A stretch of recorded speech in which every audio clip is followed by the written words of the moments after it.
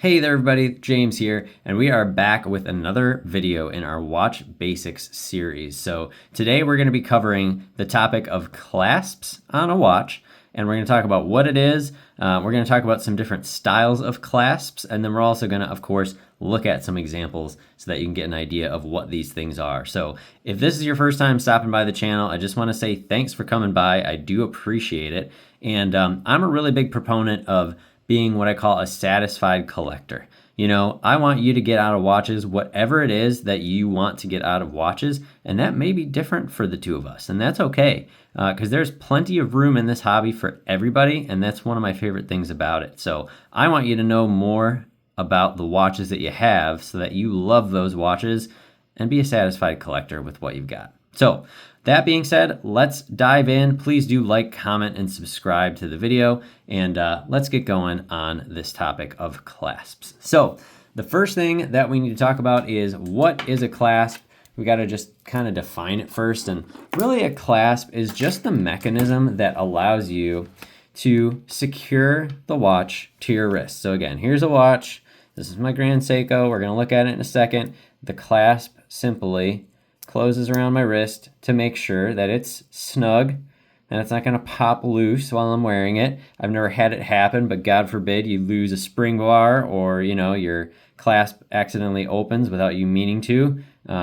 It's not a fun experience. And obviously if you're paying, you know, $1,000, $2,000, $5,000, $10,000 or more, $1,000 for a watch, you don't want it to come loose while it's on the wrist. That would just be a disaster, you know, especially if you're using it with something sporting or sailing or anything like that, where you may not be able to find it in one piece after the fact. So let's talk about some common types of clasp. Let's dive in here. The first one we're going to talk about is a single fold deployant clasp, and we're going to use my Sky Dweller as the model for this. I love this watch, and it has just your standard single fold deployant clasp. So deployant clasp just meaning it's part of the watch bracelet in this case, or strap, and then it just has something that opens up, as it sounds like with the name. It's a single fold, and then it just closes like this. Now, Rolex is a little bit unique. They're kind of known for their clasp style. There's a couple of them that we're going to talk about.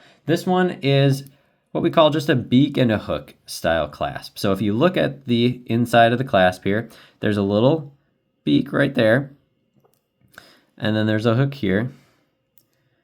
And what that does is it'll actually close down like this, and you can't just pull this open.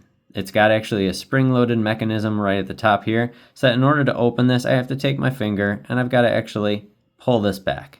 That detaches, you know, this little hook from the beak here, and that allows you to open your clasp. Now, that's just one style. We'll talk about a couple others real quick. There's also the clamshell lock, which looks similar to this. However, on this little screw, it's got a swinging mechanism that actually closes over the top of this, so that it's even more secure. So you'll find this on like your Daytona bracelet watches, unless something like a GMT Master 2 will have that style. And again, it just gives you a more secure fit for those more like professional style, I think as they call them, models. So that's another example. Another one would be what they call the glide lock system. So on this watch, it has the Easy Link on it. If you're not familiar with Easy Link, it's something that Rolex applies to their bracelets, which is a little micro adjust, which makes it very convenient.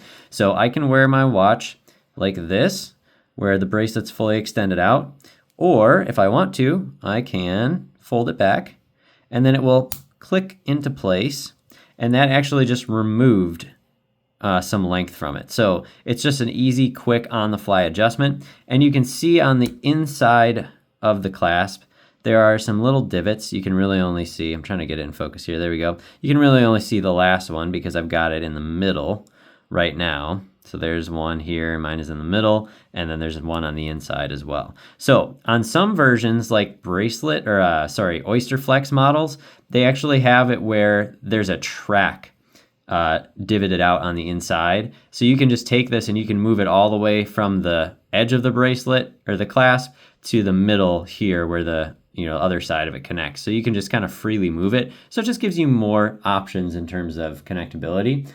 Then you have the kind of full-on glide lock models, which are like your Sea Dweller, that actually have a fold-out dive extension. So not only can you maneuver this, but when you have it closed like this, there's a section of this that actually pops out right here, and then you can extend the bracelet, so you can just pull it, and then there's even a fold-out clasp on some of those. So obviously more for being able to adjust your watch while it's on the wrist in something like a diving type of environment. So those are some examples of single fold deployant clasps. And the Grand Seiko, just to go back to that, is another beautiful example of what that looks like. So again, same kind of thing. This is an instance where you have a push button release.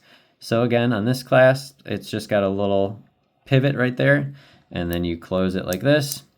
And then if I want to open it, I have to press both sides of this. So having a dual button situation is nice, because if I just press one, I can't pull this open. I have to press both for it to release, and that's just you can see the little mechanism right here. It just opens and closes around that little pin, and that's what creates a secure fit on the watch. So that is a couple bracelet style single fold deployant clasps. Let's look at another style that you will find, also single fold deployant. I'm knocking my camera around here. Something like what comes on my Reuter. Now this is fabulous. I just love this style. Omega, I think, probably made this more prevalent, but this is a single fold clasp in which there are no minder loops on the strap. So when you have like a strap watch, typically you'll have little minder loops on the strap. And just to illustrate what that is, my Girard-Perregaux, which we'll look at, it's got this little thing on it. This is a minder loop, and that's to allow you to slide the extra parts of the strap underneath it, so it stays down and it's not kind of popping up or getting in the way of your cuff or anything like that.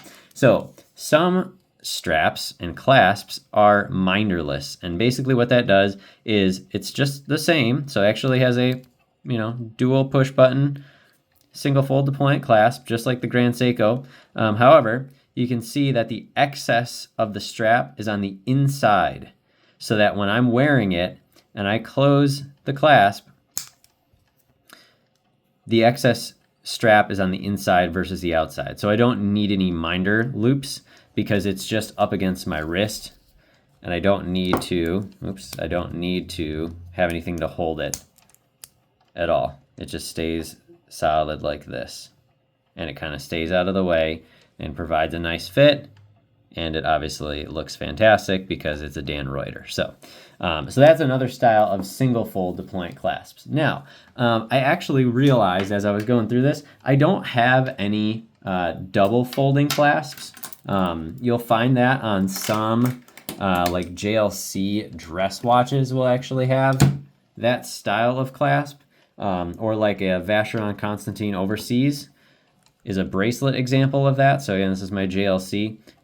This particular model has just a regular pin buckle, which we'll talk about in a second. But there are also double folding deployant clasps that come on some of these models. So for instance, going back to my Reuter for a second, essentially what this would look like is you would have two different pivots here and here, and then they would equally fold in opposite directions to open and close the watch. So yeah, just another form. Honestly, not one of my favorite styles on a leather strap. I would much rather have it on like a bracelet watch. Again, like the Vacheron Constantin Overseas is a great example. Something like Ulysse Nardin is another example where, again, you've got buttons here, and then you have, instead of one piece folding out or one pivot, there's two pivots, and then two sections of the watch fold out in opposite directions to open up the clasp. So that's the double folding or butterfly deployant. Now lastly, you have what I mentioned before, a very traditional style of clasp, which is just a pin buckle. And as you can see on my Girard-Perregaux, which is a little bit full of fingerprints here, so let's just clean that off for a sec. Yeah, so pin buckle, pretty straightforward, right? It just has a metal piece here. It's got a little beak that sits there, and then the strap simply comes up and around. This is hard to do on camera, in real time. Simply comes up and around, and then you simply put the pin through one of the holes in the strap, like so, and then the excess strap goes underneath the minder loops that I was mentioning before. So that's how you create a secure fit on a pin buckle. And again, you know, some of them are just plain, others will have the logo on them, like this Gerard Perregaux does. Which I love, by the way. Just really, really enjoying this watch. So that's another type of clasp. Now, again, this is not an exhaustive list. There are going to be other types that I have not mentioned, but many major brands. You know, I already talked about Omega, Rolex. We talked about Grand Seiko. We talked about Jaeger-LeCoultre. You know, so Ulysse Nardin, Patek Philippe. There are many others that will use different types of clasps. You know, you can look around and kind of find your favorites. You know, like I say, I do, honestly, on straps, I do kind of prefer just a regular pin buckle style. I'm not a huge fan of the butterfly deployant clasp on there. You know, the Rolex clasp, again, is fantastic. I've owned watches with obviously the Sky Dweller here with just the beacon hook system. I've owned Rolex models that have the clamshell lock, which is also nice. So there's plenty of good clasps out there, and bracelet and strap fit is a real thing. So just as you're getting into watches, experiment around, find what you like, and you know, stick with it if you can. Obviously, there may be some instances where you have to go a certain way if you want a certain watch, but most of the time, you can find something else if you really want it. So thanks again for coming by and staying tuned with the video. Again, I hope you found something interesting here, maybe took something away from the video. And again, my goal for you is that you get out of watches, whatever it is that you want to get out of watches, so you can know and love the watches that you have and become a satisfied collector. So thanks for stopping by, and I'll talk to you next time. Bye-bye.